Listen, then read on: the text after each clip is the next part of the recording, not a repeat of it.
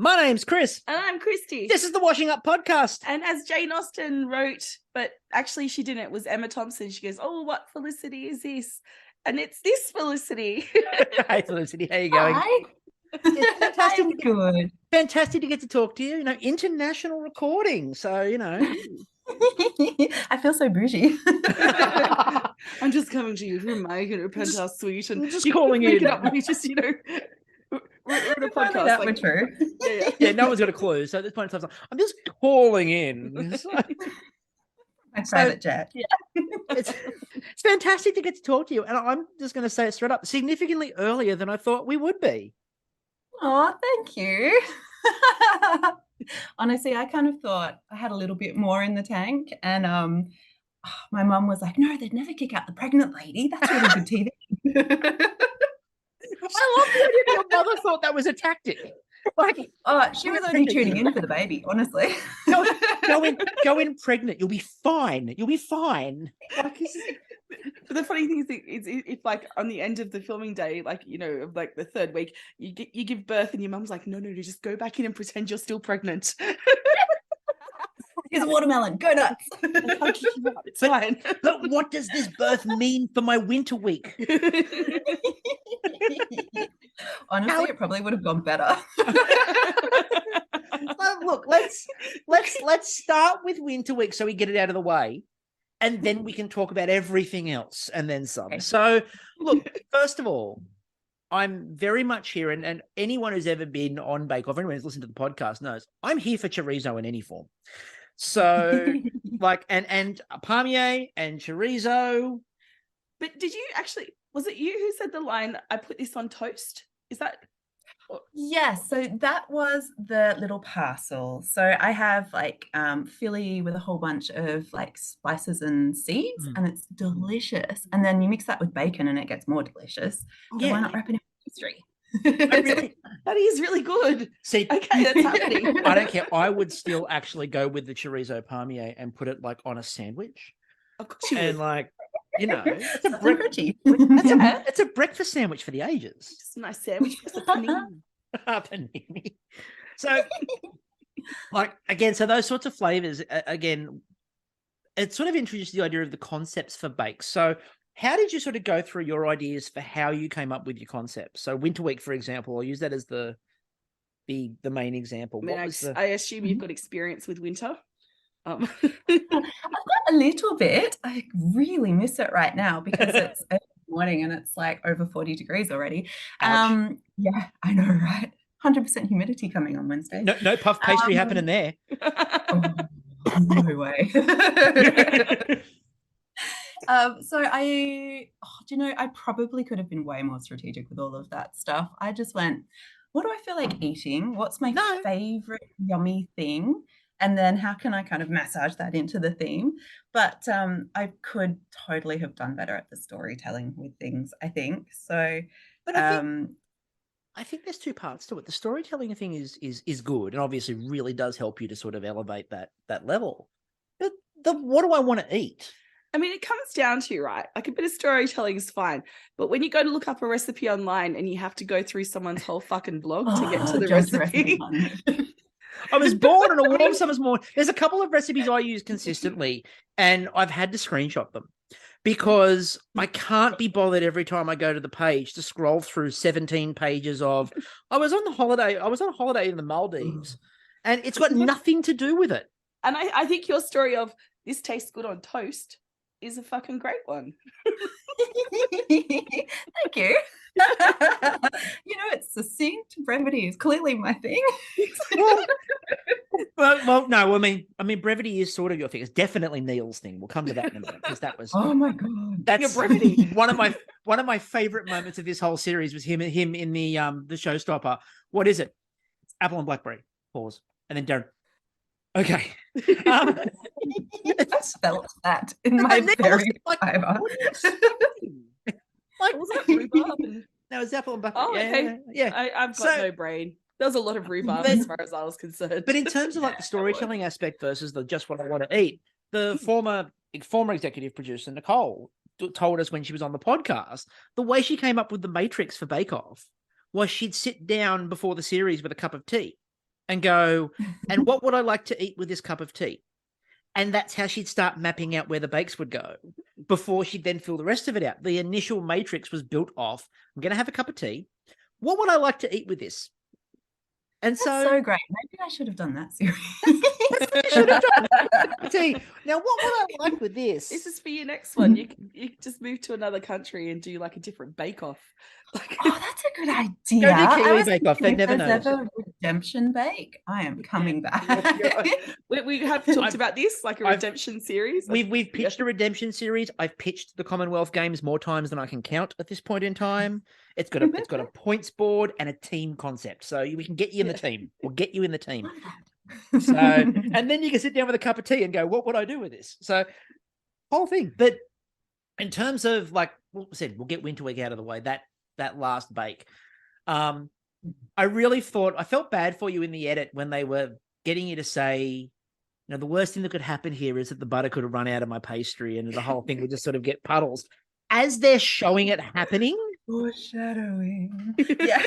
It wasn't even foreshadowing though, because they showed the oven. With live action narration. Yeah.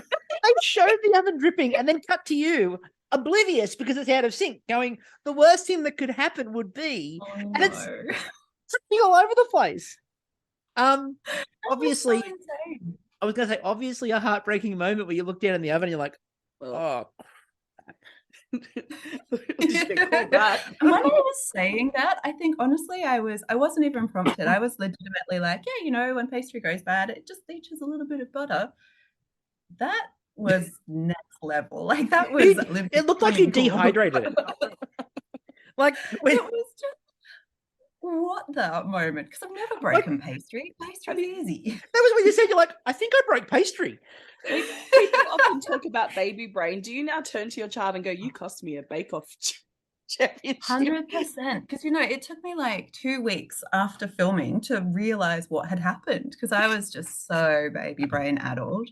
And I'd gone through at the last, like, I don't know if it was in the edit, but there's footage of me being like, time starts now. Oh, right. I must remember to halve my ingredients because there's too much for one bowl. And I halved everything but the butter. But yeah, I love as the way you just looked. It was that the lure of Lurpak. The Lurpak is too great. They can pay me later. Yeah, exactly, they can. But I like the way you like sort of looked at Cal and were like, I think I broke pastry. I've never broken pastry before. And Cal's like, okay. And then yeah, as I said, when you scraped it off, it looked like you dehydrated it, and that's a whole new concept. And well done, like you're inventing basic flour or something. Maybe I could go somewhere with that. Butter infused flour. That's what we're going to call it. It's butter infused. And we also mentioned on the podcast, but you did follow friend of the show and all over friend Robert Harwood's great advice of, as he said once on Bakeoff, I panicked and threw bacon at it. And and you're the bacon makes everything better. Is that just a Western Australian thing or just a general logic thing? Yes, we're all sponsored by the pork industry. In Robert's case, that would make sense. Honestly, that's what I'm missing more than anything else. Sorry, friends and fam, but pork, no pork over here. Man. No, that'd be... Yeah, so just to clarify for people, Felicity is currently in a United States of no pork. Yes. United Emirates of no pork. United Emirates of no pork. Yeah, that's their official name. Is that what the Emirates mean? Because it's a United Emirates. What's just a single emirate? A Dubai or an Abu Dhabi. There's 7 of them, and I can't pronounce any of the other ones. Oh, okay. There we go. Okay. Don't bother. That's all you need. They're all you need. Nobody else. Yeah. Nobody else cares outside of that. In terms of listening to this podcast, they're not there going, no, what are the other Emirates? No, we're not going to bacon. Let's go back to the bacon. I love my COVID brain. It's fantastic. I think I would be adding triple butter if I was making triple butter and maybe a quarter flour. Now that would be delicious. So I did mention Robert as well. I do have to mention that you sort of know Robert. So did you get the chance to speak to him beforehand or after or? Yeah, do you know what? He is the whole reason that I was was here. So he is my local purveyor of goods and equipment. He is, Not local at mention all. the I'm company. You fried, can do with a plug. takes me 40 minutes to get to Bakeoff. You need to Yep. get a more inner city store, everyone. But I would go and buy things from him. And then he posted on the Facebook group, you know, auditions are open. I did it. It was great fun. And I was like, people have been saying do that for years. Maybe I could do it now. Like maybe I'm ready. And I was so ridiculous. And I'm sure he thought I was fishing or something, but I was just so unsure. I was like, do you think any of these would do? And, I sent him a bunch of photos and he gave me such great advice and was so kind. You're lucky you're dealing with the nicest person on the planet. Yes, like if he'd been a jerk and been like, yeah, whatevs, I probably wouldn't have replied. No, you're dealing with the nicest person on the planet, and yeah. you know, so you're going to get really good quality feedback from him, and because he knows what he's talking, and also he probably could have given you some advice in terms of, you know, when things just start turning, because he went through that whole thing too, and like, you know, was cruising, and then, you know, do things like only using one pan to make his. I have to bring it up. If I don't bring it up, he gets disappointed when I bring it up. He's more disappointed if I don't. One pan to make crepes when everyone else is using two. And was there anyone else? Was there anyone else like from your life who was like, yeah, you should be doing this? Or was there one naysayer that you'd like to like bag out now? And go, how about that? Put you wrong. No, everyone's really supportive. Obviously, they want the supply of sweet things to keep coming, I think. Although my husband, he hates it when I bake because he doesn't really eat sugar, weirdo. And I just make a huge mess and nobody gets like attention or fed or anything else when I'm in bake mode. I've just got the whole weekend taken in the kitchen. So he hates that. And then he does the dishes. But he's been super supportive and he was like, wow, this is great. I'm telling everybody. And I'm like, no, but then when it came to things like how does one make hungry hippos out of cookies, I have several engineers in my life that I went, do you know what, I'm just not going to ask because you're going to tell me not to even try. Yeah. No. So, you know, there was a bit of that going on. Well, let's talk about the hippos. So I've never seen. Don't get to the baking. Okay. Did you play it as a child? I'm assuming yes, but oh my god, yes, like seriously, competitively. Oh yeah. Who did you compete against? I've got a little brother, and then I would obviously make my mum play, and I don't know who would have taken the fourth one because my dad doesn't strike me as a Hungry Hippos guy and was always at work. But I'd frequently play two of them and claim double points. Smart. Why didn't I get that? That was what my younger sister and I did. We just go 2 hippos each. Now, that's very coordinated. I might struggle with that. In the process of coming up with it, was that your first choice on the games? Was that an instant Hungry Hippos, or was there a workshop? No, I'm pretty sure that was. If it wasn't the first place, it was definitely the second place I went because like that is childhood gaming to me. I think Operation might have also been on the cards, and then I was like, nah, that's ridiculous. Who would do Operation? Go Reem. Turns out a 20-year-old TikToker would do Operation is the answer to that question. It was very good. Played Operation, honestly. Yeah, I was going to say, actually, it's not that popular with the kids. So I'm looking at it and go, really? I enjoyed that, watching her set Operation up, simply because, as I said on the podcast, it's the first time I've seen anyone panic putting a piece into Operation. Yes, I did listen to that. Normally it's you worried about coming in, and she's like, careful, it's in there, and I'm like, it's reversed. Charlie horse is safe. But with Hungry Hippos, in terms of like that design, I really enjoyed watching Darren when he said to you, so the heads of the hippos, he went, oh yeah, I hand pipe them, and he just went, what? Like they were that was for me the most impressive part, was the hippo heads being hand piped and that uniform. And they looked like shit too. They came out so much more humorous than I had hoped. We liked it. I think they looked really good. Maybe it was the camera like angles, but I think they look fantastic. Have you had any reason to pipe more hippos since that point?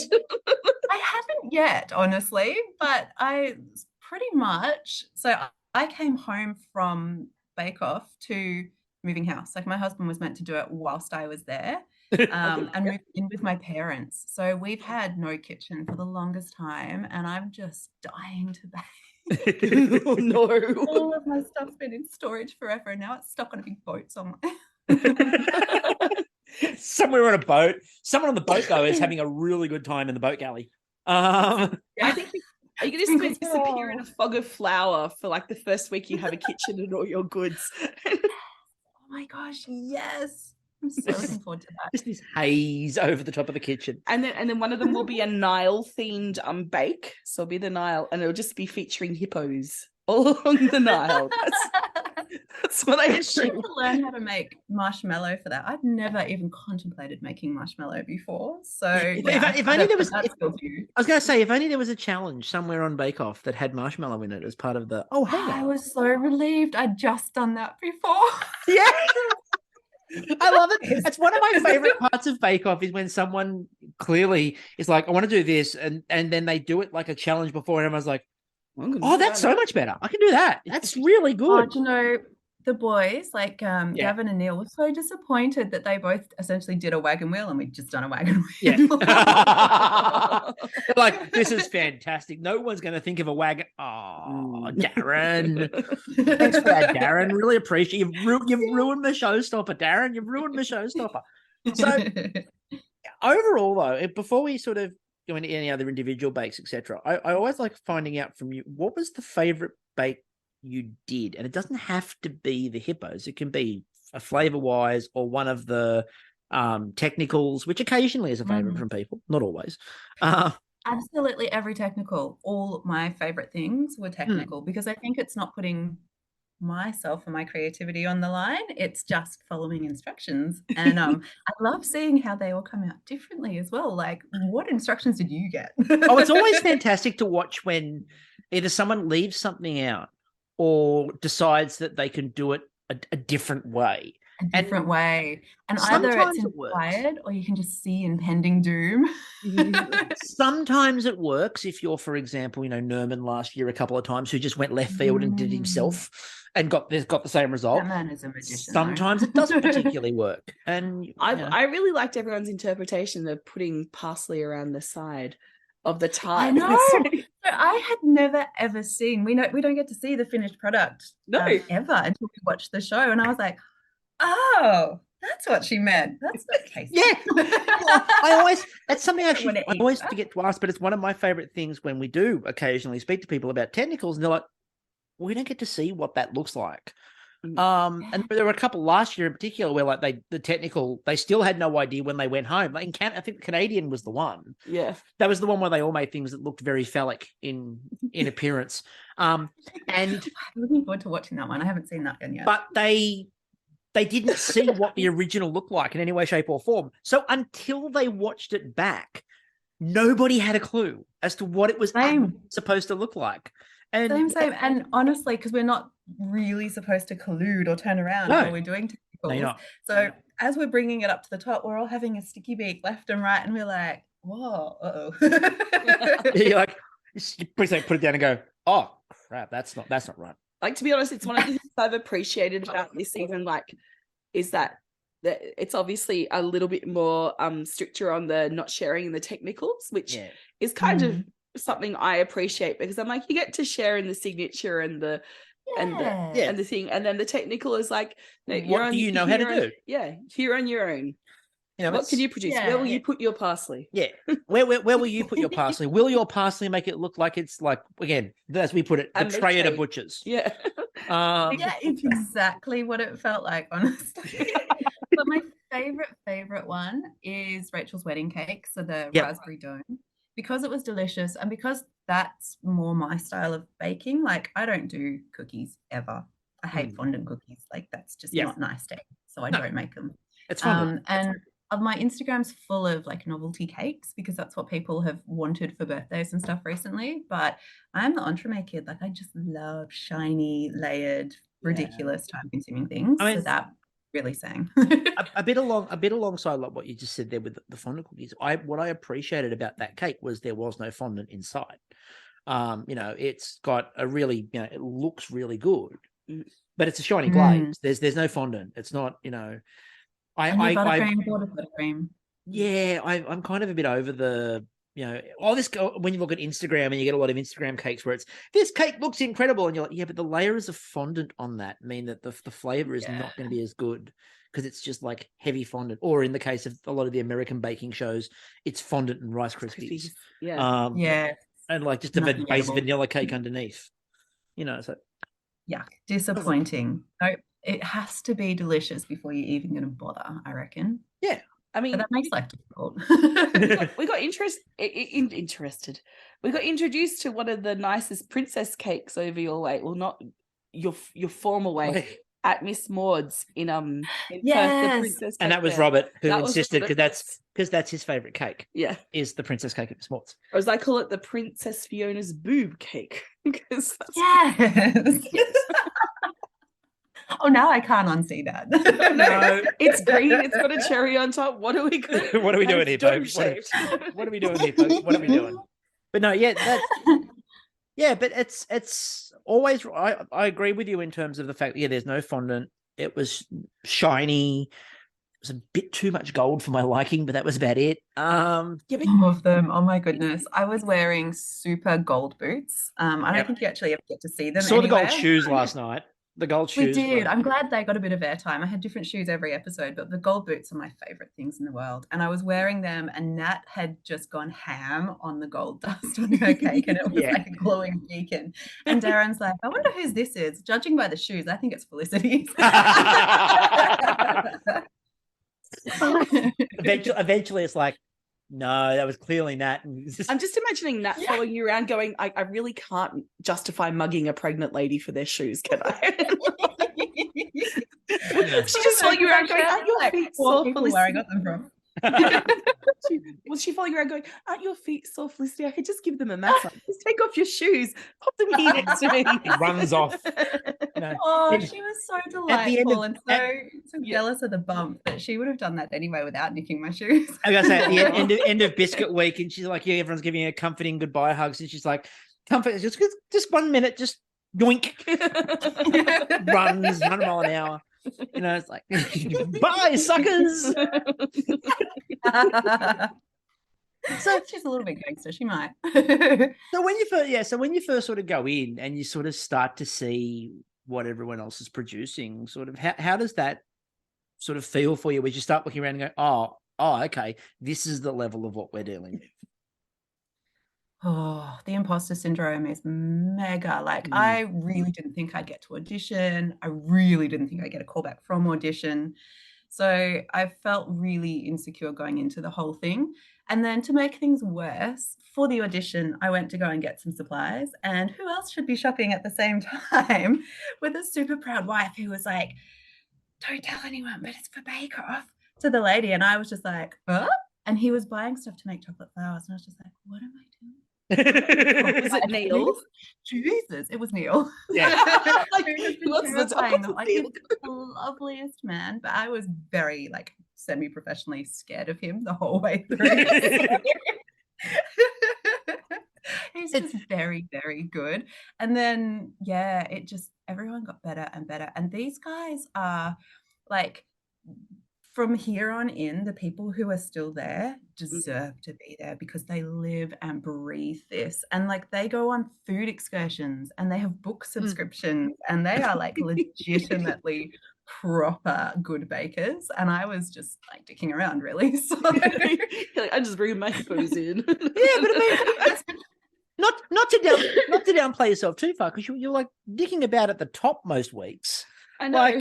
You were involved in pretty much every conversation around the word star and baker. Go back and check the footage. I did. And it's very much you're in every conversation around the word star and baker. Yep, just rewrite that narrative. No one who's not a proper baker goes, so I have my supply shop, that's just a dedicated cake supply shop. like Bakeoff, you know. The rest of us is like, I'll go down to Woolies so that I can grab. They've all got subscriptions. They've all got this. They've all got that. Travel 40 minutes. This is true. And I go Now and it's a buy all lot the further. weird chemicals to do things that I'll only ever do once. I was going to say, now it's a lot further for her to go to Bakeoff. So that would be commitment right there. That would be it. Yes. But, you know, they've got a website. They've got a website. I'm sure International delivery is a thing. I'm sure Robert would package things. He might just come and hand deliver it himself and be like, see you, dolls. He was a couple of days away from the kids. Yeah. It's like, I'll just jump on a plane a couple of days away from the kids. So, in terms of like meeting the other bakers as well, you've mentioned as well like the level of technique, but one of the things we always end up hearing is just about everyone clicks really fast.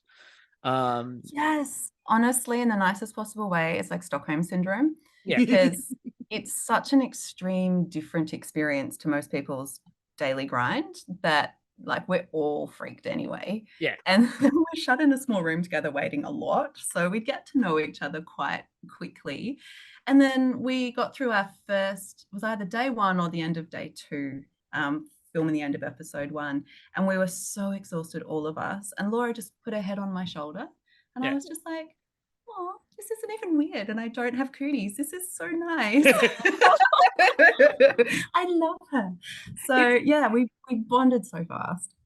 It's like those times when you're like, you go to the mixed school camps, because I went to very small public schools, so we didn't do our own school camps. We kind of went to the ones that they threw everyone at. Like, oh, you suckers that don't have big enough camp. like, yeah, like in you go. And girl guides now. I think about it. Yeah. And like regional camps that guides and stuff, you just bond very quickly. Like I remember there was once where a girl had a friggin' tick in her hair and other shit caught in it. I'd known her for like a day, and I'm like, don't worry, I've got you. You know, if I met her again, I would die for you. Like, that's my sister. It's like that. It's so bananas, because usually I'm quite gregarious and friendly, but I'm also super shy. And I'm like, at the moment, I'm like, stranger danger, keep my office door closed. I don't want to make friends. I don't want to talk to people. So, yeah, right. It took luring you in with baking and locking you in a room. I think that's it. Like if they start talking about bake stuff, like technique or ingredients, instant icebreaker, and the nerd in me just like breaks through that wall. So the nerd in you sort of clicks and goes, "What? I heard." What new flour? What? Because I think there is a point in your time to adult shine. life. Yeah. There is a point in your adult life where you go, I don't think I'm going to be making any new friends, am I? Like, this is it. And then you pick up a hobby, and suddenly you've got all these new friends in your hobby. Yeah. Yes, it's weird though, because I've moved around a lot, and I am like the shy, smart, fat kid with glasses. Like I don't instantly make friends. That's not me. But then I moved to Perth, and I was like, you know what? Fuck it, I'm just gonna have hobbies. I'm a grown up now. And so I went into the music scene, and I found all the gigs, and then I got a motorbike license, and so I found all of like the riding crew, and then I would bake for them, and they're like, this is so weird, like you're a metalhead and a rider and a like wholesome lady. This is funny. I need to introduce you to a friend of mine, Fiona, who's also very wholesome but a massive metalhead and like a classical musician as well. Like she's like, metal is essentially classical music, Kristie. And I'm like, it absolutely is. It's just a little faster. A little louder, a little faster, and a little bit more electric. Yeah, only at times, not always. And it's not always. No. So them singing, you know, like hallelujah to you know, the hallelujah chorus. It's usually like hard rock hallelujah. Exactly. There's a Lordy reference. Sorry. There's a Lordy reference for our Eurovision fans out there. Oh yeah. I was going to take it in the other thing, and I'm like, no, I'm aware that you're in an area that might not have, or might have like detection for a certain S word that ends in N and isn't Santa. Oh yes. Oh my gosh. I really should be more careful with that stuff. Yeah. Just hide your shrine. It's a, leave your daily sacrifice. It's a Spotify playlist. That's the big worry. Sorry. It's your Spotify playlist. That's the big worry. Yeah. Not to mention browsing history. Let's not go there. Yeah, let's not worry about browsing histories. Let's not worry about browsing histories. But back at the shed. Well, sort of back at the shed, but sort of not back at the shed, because I want to sort of move away from the shed a little bit. You sort of indicated going into the rose garden. Yeah, we're going into the garden out the front of the shed. The dog park. The dog park out the front of the shed. No, because you sort of mentioned it before. So what sort of stuff, if it's just up for you, what sort of things are you baking normally? Like this, your everyday, this is what I want to, this is what I bake because I want to bake. So I've got some of the old school stuff that's like homely, like granny food that's just yum. And because I grew up with it. So things like that, coffee cake, formerly pie, but now I hate pie. And things like frangipane tarts and stuff, just homely, yummy food. But more often than not, it's those stupid technical, like here's 15 chemicals you don't know the name of, and it's got 6 layers at least. And so entremets are my absolute, other than cannelé, they're my favorite thing, just because they're so cool. But before, like being a poor student, I would never like pay for software or, I never had budget to do anything. So it was always like, I'd see a picture of something and then I'd be like, that's amazing. I wonder how. And I would just try and replicate it with zero idea about what I was doing.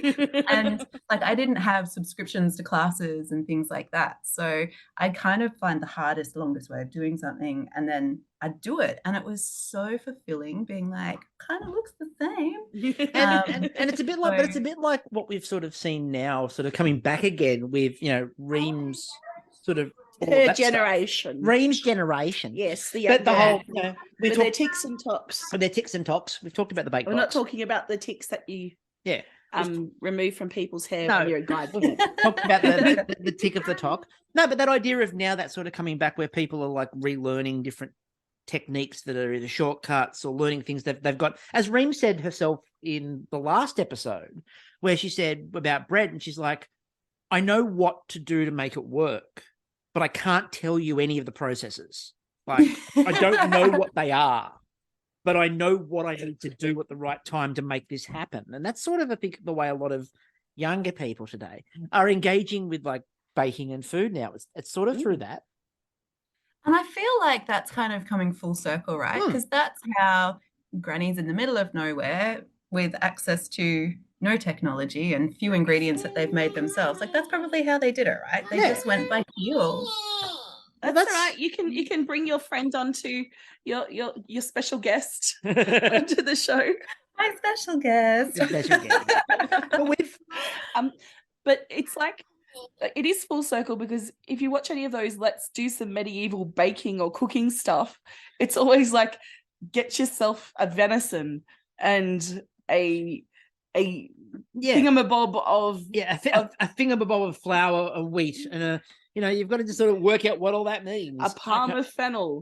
Again, we watch a lot of Max Miller, and like watching Tasting History with Max Miller, where Max Miller's like, so this is what it says. Think what it is. And the other one, of course, is, I watch a lot of B. Dylan Hollis, and he's the same thing, where he does these old baking TikToks when he gets the recipe and he goes, that measurement makes no sense. I think what we mean is this. And like reinvents it and just goes, that's not logical. I think because we're also dealing with, like, they were previously dealing with recipes that like the measurements were not uniform. There was no uniformity. It was use a teacup. Well, what size is your teacup? Oh my God, that one haunts me. And my mum is very much that kind of a cook as well. She's like, I'm like, how much whatever do you put in the recipe? And she's like, oh, this much. I was like, what temperature am I setting it to? What temperature? Oh, moderate oven. Look, don't do that to me. I feel that. My oven goes to the part of a degree. Please tell me more. Until the center is set. How am I supposed to know if the center's set? Like, it's in the middle. I can't see it. I don't want to spoil the pretty.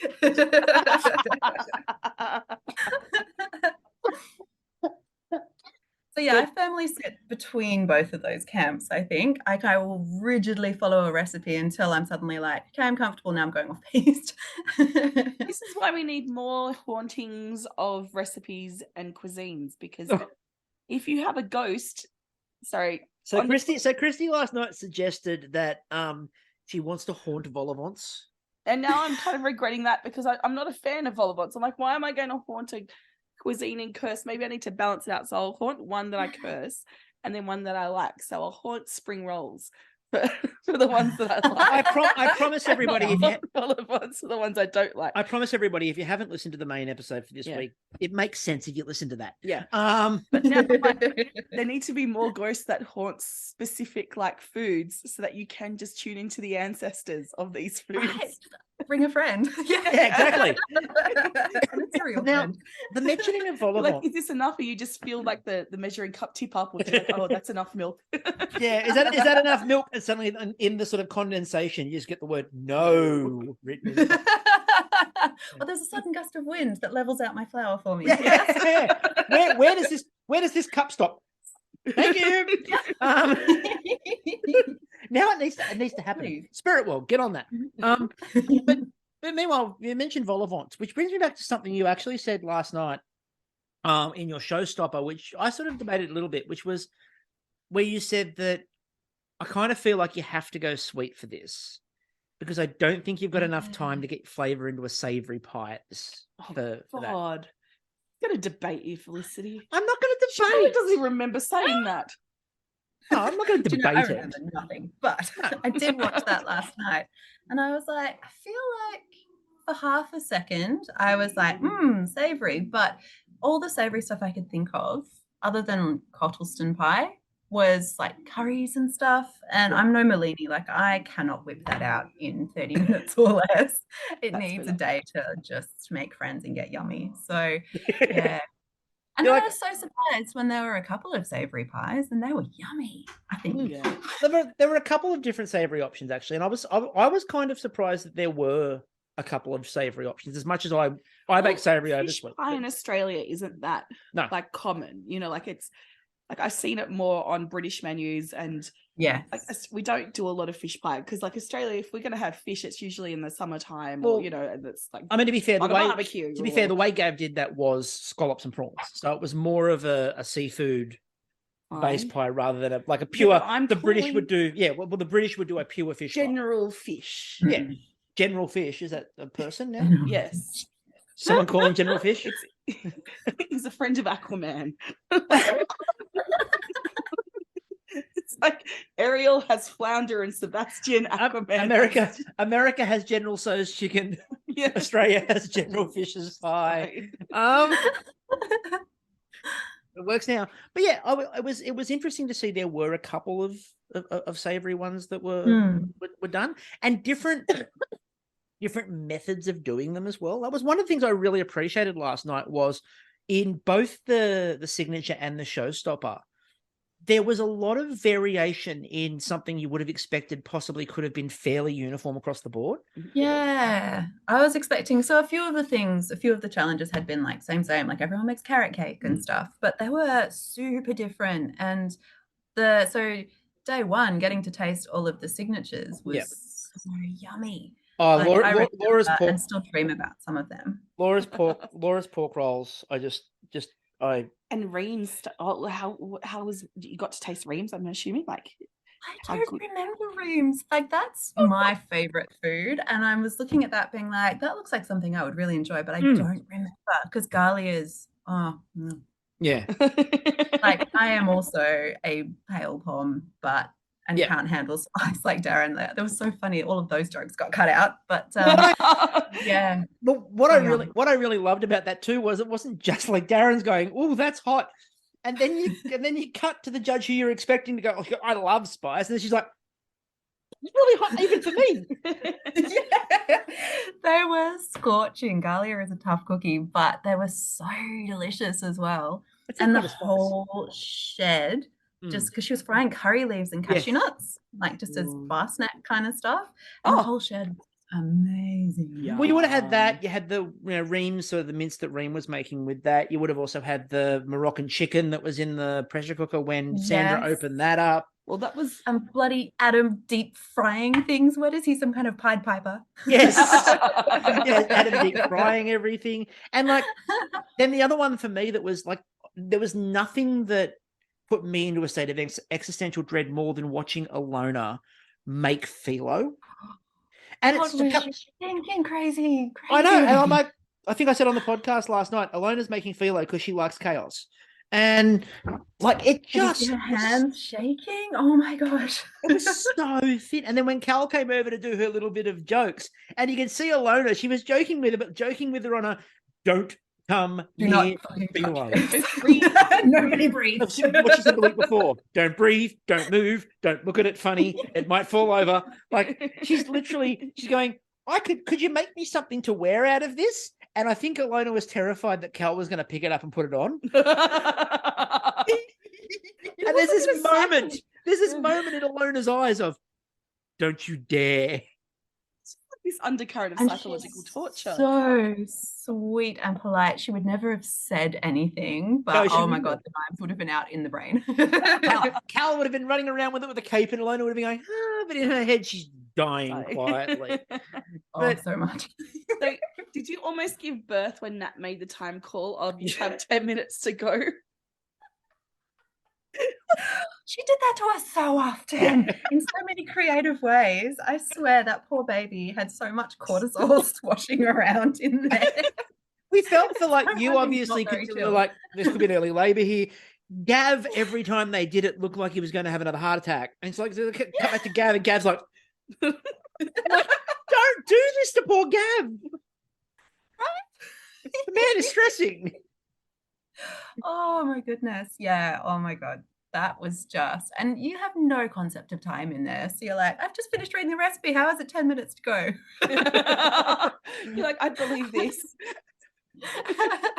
And that's like the most uncomfortable, yucky thing about, like, if there's anything yucky about Bakeoff, it's just like, we're pretty much all perfectionists in there. So putting up what we did hurts so badly. Like, it was so messy. And it's just not what you would normally do at home. I'd never put out anything like any of the things that we did, even the good ones, because they're just not perfect. But it's what I love about that is that, you know, I like to remind people at home that when you're watching this is people under time pressure. And I so appreciate, like, even your worst pie is probably better than I'd make at home. You know, like the koi pond, as I like to call it, the tribute to Michael Scott. I don't know if you're a fan of The Office, but there's this episode where Michael Scott falls into a koi pond, and it's like, it's probably like 10 centimeters deep, and he's scrabbling around trying to get out. Oh my God, that's the perfect analogy for this episode. Yeah, that was what Kristie said. Michael fell into the koi pond. She didn't help it for your pie not working, because he could have just saved him, but he didn't. But it's because a lot of us are perfectionists these days, and particularly when we're doing something that's our art or our passion or whatever, and you want it to be perfect. It's the thing I also got my head around because of the performance stuff that I do is like, it is what it's going to be. It's just going to be like, this is the offering it is at the moment, and just like giving yourself that grace to not be perfect, and to then when you walk away, not beat yourself up going, I could have done this better, I could have done that better, I could have done X, Y, Z better. It's like, was it enough for that time? Yes, it was. Like, you didn't go home. So hard. I'm not quite there yet. No. Oh no, I sound like a fucking Zen monk, right? No, you really do, Master. But this is one of those things where, again, if you do anything, as you're saying, anything with creative, like, and people like will listen to us and go, well, that's weird chaos, and you just sort of say any old crap and put it out. But you know, if you ask Kristie, we will finish recording something, and I will have existential dread for about the next 45 minutes to an hour, going, was that any good? I don't know if that was good. It's fine. And people will listen to it or they won't listen to it. They'll tell us it's great and have a few chuckles, or they'll just tell us or they won't even bother telling us. Or somebody will give us that famous review that we got once, where somebody gave us the review that was like, this podcast goes for an hour 45, the show goes for 45 minutes. This makes no sense. And I'm like, yeah, but you've never listened. So, you know, you don't get it. No, it's that idea of... You've got someone with ADHD on a podcast. Of course I'm going to talk about something longer than what I do. How long can you discuss bread for? Not that long. But in terms of like what we're saying... Watch me. I know. Hold my beer. But what we were saying there is, you know, like you went home it's going to sound weird, but kind of what we always refer to as the perfect way, which is not an unmitigated disaster. This was an absolute failure. It's one of those nice and close week. Everyone did fine. Someone has to go home this week. And it's the nature of the beast. It's not one of those ones everyone was solid. There was no one that was like, even for, what happened with the pastry. If you look back on it and actually go back through and look at it, everyone was kind of around the same level. And it's like small detail. So grateful for the way I went home, because it's not like I put up something that I thought was amazing and it just wasn't good enough. It was a complete aberration. Like, it was just such a ridiculous fuck up that I could never have predicted. You're that person who falls just before the finish line and gets up anyway and struggles to the end. Several people also helping you to carry over. That was so, oh my God. I really struggled not to cry. Between Adam and Laura and coming over and helping you paint at the end, and then the person I referred to as like almost the hero of the episode, which is Neil, which is part of Neil's, like, as I've sort of dubbed it, Neil's part of the show now is what are you doing? Which is, but I want to hear from Felicity. How did it feel? Tell us how that moment was for you. Oh my goodness. It was, some foreshadowing earlier in my Rose Garden interview was saying, I really need to get better with my time management. And so this time I had actually worked out timings of where I should be up to, and I was nailing it and I was feeling all right. And then the pastry didn't work. And so I did it again. And I used my recipe and it didn't work. And I did it a third time and it didn't fucking work. And I couldn't figure out what was going on, because baby brain didn't realize that I had last minute changed all my ratios. And so I finally panicked and went, okay, definition of insanity is doing the same thing over and expecting a different result. So I was like, everybody, I need a new recipe. So Laura gave me her pastry recipe. Neil brought over all his spare ingredients and just started helping me make it, because he is my knight in shining armor. And we got it together. And it was just, in the heat of the moment, it was just relief to have somebody there with me, I think, because I had been pedaling uphill and trying to keep my shit together, which I think I did okay. But having everybody just be so kind and lovely, and not pity helping, but literally, we're in this together helping. That was just so lovely. That was what was going to make me cry, not going home. I was so tired. Because everyone going past your bench, giving you, you've got this, you can do this. Laura, you can do this. Neil just sweeping past, going, you're okay. Neil at the end, when he's waiting for his pie to cool, going, I've got nothing to do here. I want to go back and check on how Felicity's going. I was like, it's a state of grace, when you're in that moment of being around people who genuinely just appreciate you, and they've been there. Okay, so 2 weeks ago, I hope you're not eating at the moment, I got to host my first burlesque show. It was just a student showcase. It was a small, I basically knew everyone in the room and stuff. Halfway, so I was hosting, and then I had to perform my act, and halfway through my act I vomited. Oh, I couldn't stop it. Appreciate that. I vomited. So awful though. And no one reacted, because I was dressed as the devil, and I assume people thought it was part of the act. Everyone thought it was part of the act. That's what I found. Super dedicated. Yeah. I mean, they thought it was exorcism. Yeah. And then I was going to keep going, but I could. It was coming back, and I'm like, I'm going to vomit on the audience if I don't do something. So I had to run out of the studio, and people had to the owner of the dance school was like, no, this is not part of the act. No. And I'm outside vomiting in a laneway, and there was this brief moment of, oh my God, I can't go in there and face these people. And I'm like, no, just trust that they're going to be kind. And this isn't a paid gig. This is not in front of a bunch of strangers who are expecting professional level. No, they weren't.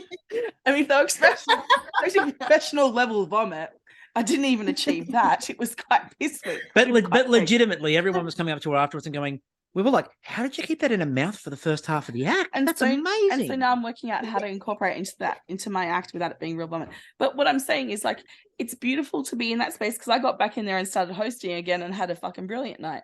And it's beautiful when you're in that space and that you can just fuck up, and people just are like, don't worry, we got you, and just carry it along. Yeah.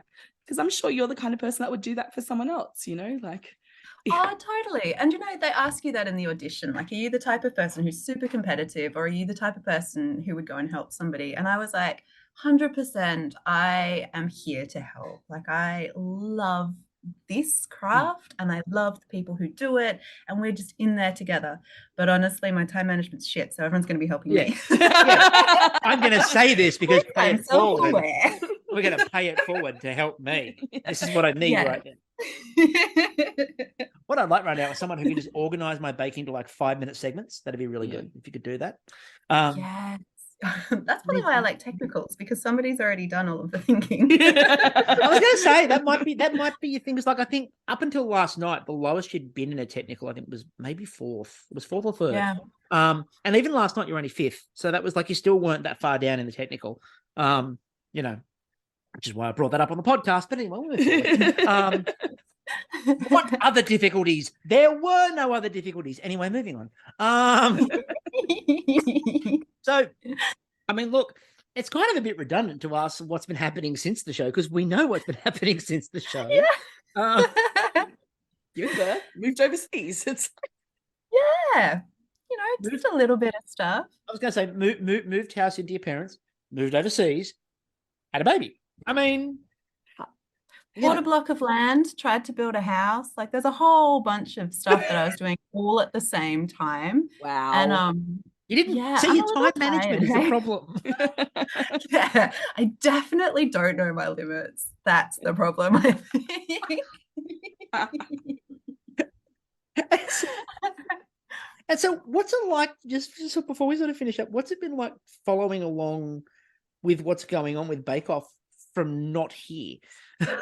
Has that been that's been tough, because there's spoilers everywhere, and because I hadn't seen, like, we don't get to see like prequels or like half edits or anything. Like, she was shocked when she went home last night. She's like, I'm home. Where did this happen? I was pregnant. Jesus. I'm sure I did Vintage Week. Oh God, Vintage Week. That's where I thought I was going to go home. That'll be interesting to do that one. I really thought that it would ruin it for me watching it as a fan. Because I am a big fan, because I've seen pretty much every episode of every series. I was going to ask as well. So yeah, I just love it. It's just such wholesome fun. I was really worried that having peeked behind the curtain, it would be no good, or having me in it would just like spoil it. Having you in it would be the end. Because like when I went to uni, I learned how to do 3D animation. Like, movies weren't magical anymore. Because I kind of knew you knew the concept about it. But but this, when you've got the music, when it's all edited together, it just brings the magic back. And there's so much going on in the shed that you are not aware of because you're so focused in your little zone and bubble. So yeah, it's been amazing watching it, but watching it like days and days and days behind, everyone's been like, oh, and this was amazing. And oh my God, Alona, you did what now? And I'm like, shh. I don't know what happened. I barely remembered what happened with me.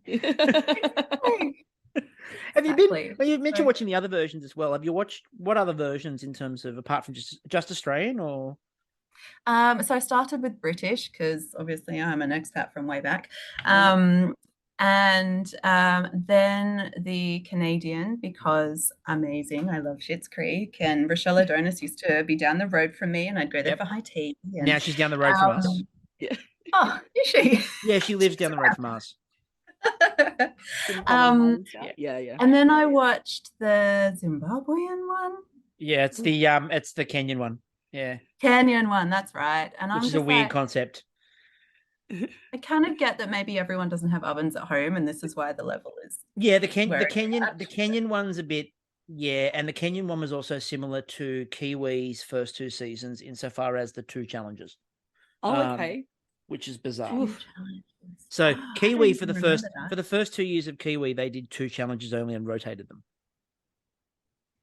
Oh, which is not good. It doesn't work as a No, format. like but they don't do that now. It's the same format No, now. they've now isn't gone it? with the same format, and they've moved from what we refer to as the cabana into like a big like barn in the middle of nowhere.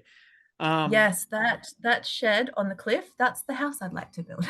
Yes, they've moved into I'd that like now. to live. But yeah, their Winery, first please. couple of seasons were They were in a pool cabana. Yeah, a pool cabana at like an estate. And they did the first week because they only did 2 challenges, and they did the very first week and they did the first cake, and then they go, so who's in massive trouble here and ready to go home? Like, what? Oh, such and such has been struggling with their bakes across the board. And I'm like, You've done one. They've baked 1 cake. How do you know? There is no board yet. To be fair, that is also the series that gave us, and we joke around about the sponsorship plugging and, Smeg being in every shot and Lurpak being everywhere. Which we appreciate. We do appreciate because they pay for the show. Yeah. But the best one remains Kiwi. They did a pineapple upside down cake, and they were sponsored by Dole Pineapple, but they all used actual pineapples. So next to the actual pineapple on the bench, they had to have a tin of Dole. Wasn't it even a plastic bag, like the resealable the bag? resealable bag of Dole next up. But they're all like chopping up pineapples, but next to the chopping up pineapples, they've got a bag of Dole pineapple because they've got to have the sponsor's product in shot. It was hilariously brilliant. So it's maybe it's psychology because all of the people watching at home are like, pineapple. Yeah. But we can't get much shopping. Where do So I get Dole. So look, maybe steal yourself over to, as we said before, steal yourself over to New Zealand and pretend you've never done this before, and put on an accent, or Kia ora, my name's Flick.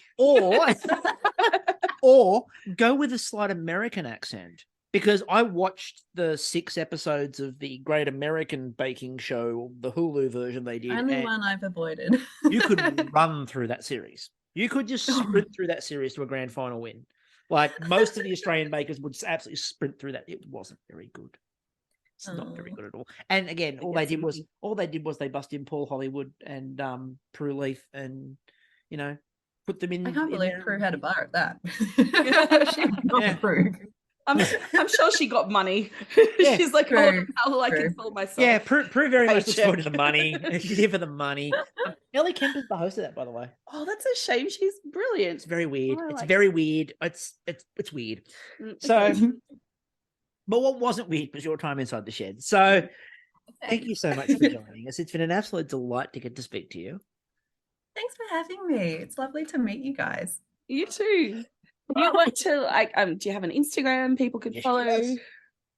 I do. It is it's looking a little bit bare bones at the moment. I'll just have to start doing some throwback content or something because I've got a whole bunch of new followers that will be disappointed otherwise. But it is the Canna Lady, which is super hard to spell. It is THE_CANNELEDY.